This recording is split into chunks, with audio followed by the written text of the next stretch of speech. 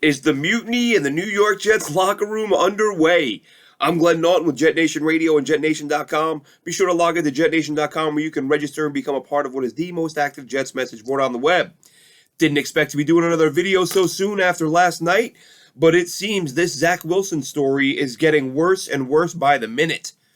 As you know by now, Zach Wilson yesterday, after losing 10-3 to the Patriots, failing to produce a single first down in the second half, 2 yards of offense in the second half, 3 points on the board on the day, was asked if he let his defense down, and he replied, no.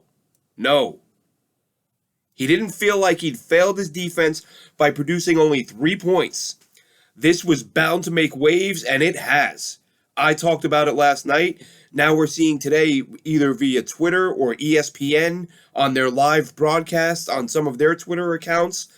You've seen Richard Sherman call out Zach Wilson, former all-world corner who played for Robert Saleh. You're seeing former Jets head coach Rex Ryan. Say what you will about Rex, but I can count many times when Rex, said, starts and begins with me. My job to have the team ready, whether they were ready or not. And as Rex mentioned, Mark Sanchez took the heat when he was played poorly. A lot of people have already mentioned on Twitter, and rightfully so, Sam Darnold, whether it was his fault or not, always took the heat.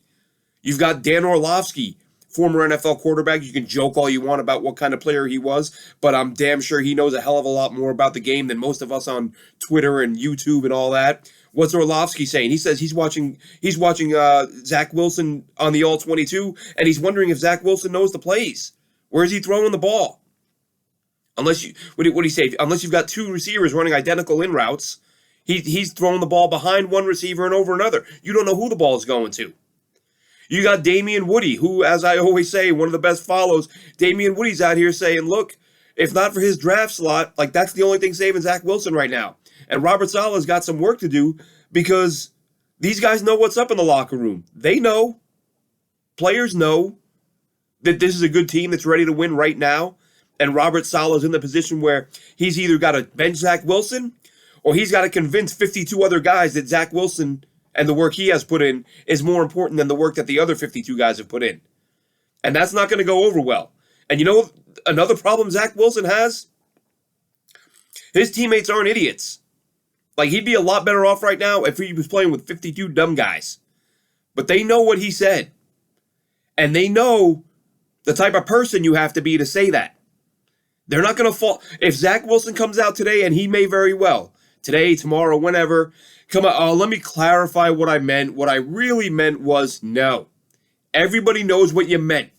You meant that you were fine scoring 3 points, and the defense has no right to complain about it. That's what you meant.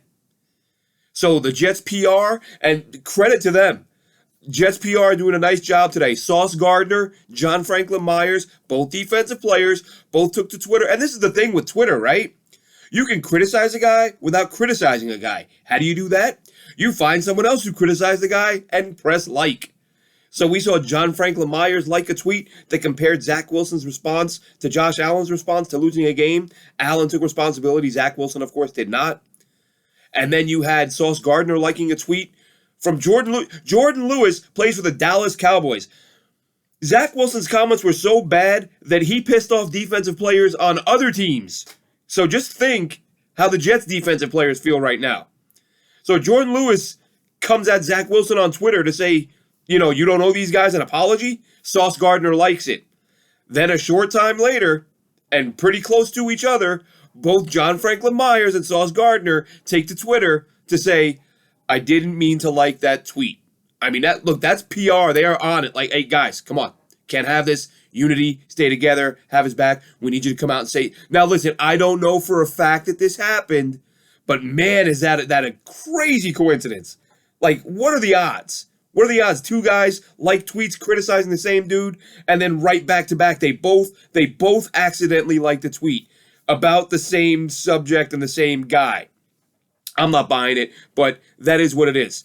Rich Cimini, as he said earlier, he's hearing, and this should come as a surprise to nobody, that there are some raw emotions on that Jets defense right now after what Zach Wilson said yesterday. So now you've got Richard Sherman coming out. You've got Rex Ryan coming out. You've got Dan Orlovsky coming out. You've got other teams' defensive players coming out criticizing Zach Wilson. You have Jets defensive players liking, but not really liking, but liking, tweets that are being critical of Zach Wilson. He's created this mess. Zach Wilson, and I said this last night, for all the people that said Zach, he's going to be an entitled baby. He's spoiled brat. You don't want him as a leader in your locker room. And it turns out they may have been right. And like I said, Zach's one of the biggest problems here is that if Zach Wilson, when he comes out and tries to clear this up, guys are going to know that this is the PR team, or it's Robert Saleh, or it's Joe Douglas, or it's his agent, or maybe it's a veteran on the team who Zach Wilson respects. But somebody is going to come to Zach Wilson and say, listen, man, here's how. Maybe Steve Young gives him a call. Fellow BYU alum, loved him coming out of the draft, Super Bowl champion. Maybe Zach Wilson has some respect for that guy. Maybe it's whoever it is. Someone's going to talk to Zach Wilson. Zach Wilson's going to come out and say something. He may take ownership of it. He may say, you know what, that was a really dumb thing to say. But the problem is, people are going to know that this is what he's being coached to say, or pushed to say, or encouraged to say. The next thing Zach Wilson says about this is very unlikely to be what Zach Wilson believes about this. It's going to be Zach saying, getting coached up from a PR standpoint.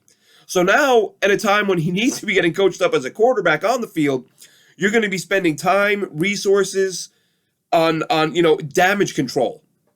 Now, listen, I'm not saying he's not going to, that he's not going to practice for the next 3 days because he's going to be busy going over scripts on what to say to the media. But just the fact that this is sort of an added distraction is not what this team needs right now. And Robert Saleh, like I said, I get that he's trying to protect Zach. They're trying to coddle him. They're trying to baby him, protect him. We love Zach. Same things he did with Elijah Moore when Elijah Moore messed up. But, Elijah Moore at least didn't throw an entire side of the football under the bus, or basically come out and say, yeah, I don't care how well they played. I'm not. This would be the equivalent of Elijah Moore dropping a game-winning touchdown in a game where the Jets defense had only given up a couple points and just saying, yeah, well, I didn't let anybody down. Yeah, you did. And like I said, you got former players saying it, current players saying it, former coaches saying it, every fan on the planet saying it. Zach Wilson, honeymoon's over. The support from the diehards is waning.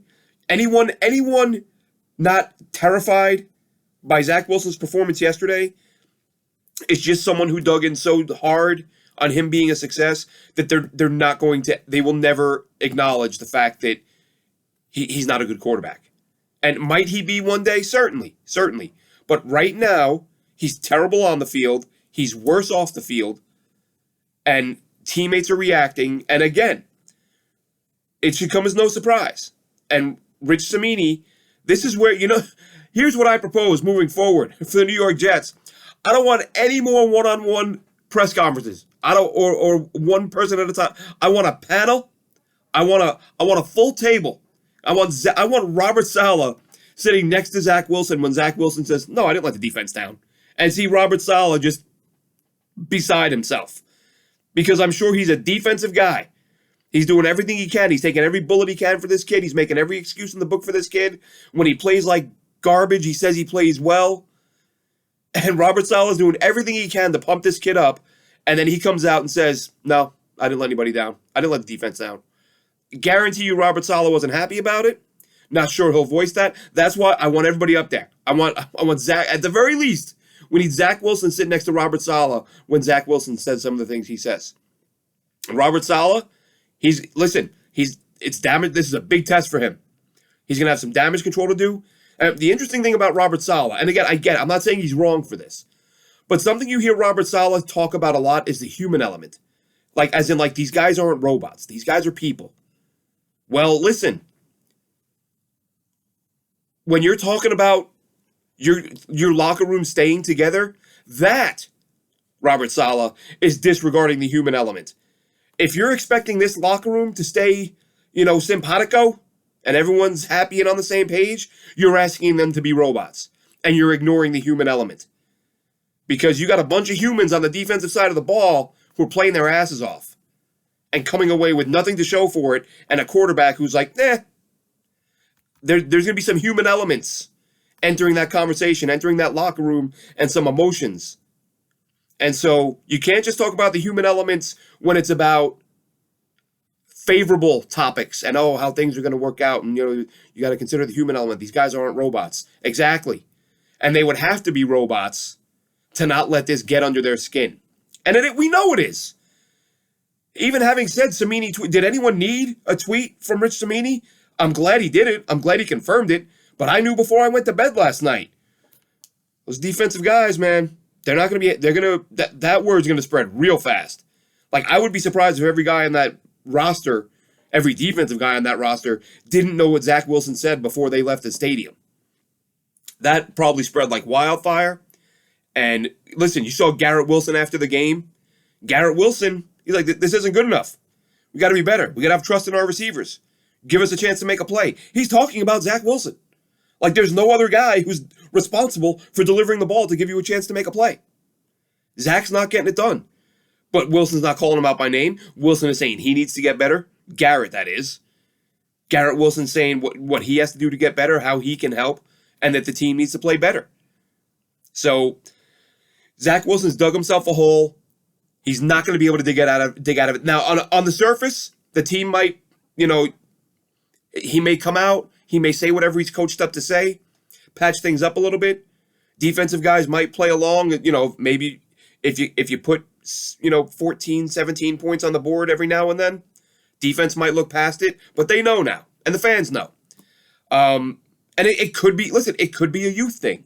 It might be something Zach Wilson grows out of. But you don't grow out of that overnight, and you don't grow out of that in 6 or 7 weeks. Like, that comes with time, the maturation process. The Jets are lucky in that they have some young guys who have already matured to that point.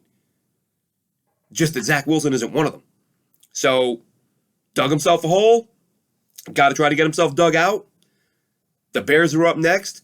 But this is not the last we've heard of this story this week. The locker room is a little bit unsettled. Again, that human element that Robert Saleh, you can't ignore it. You can say all you want. I'm not worried. We're a tight group. I mean, what else is he going to say, right? But if that group was tight, you better believe they're loosening up a little bit. And guys might be willing to take to Twitter to apologize or to claim they accidentally liked the tweet. If you believe it, that's up to you. To each his own. But Zach Wilson, a lot of work to do, kid. A lot of work. And Thursday night, myself and Dylan Turman, JetNation Live, we'll be talking about this and more. Take care, Jets fans.